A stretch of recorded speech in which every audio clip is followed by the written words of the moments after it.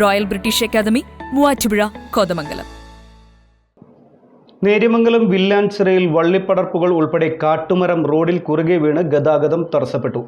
കോതമംഗലത്തു നിന്നും ഫയർഫോഴ്സ് എത്തിയാണ് മരം നീക്കം ചെയ്ത് ഗതാഗതം പുനഃസ്ഥാപിച്ചത്.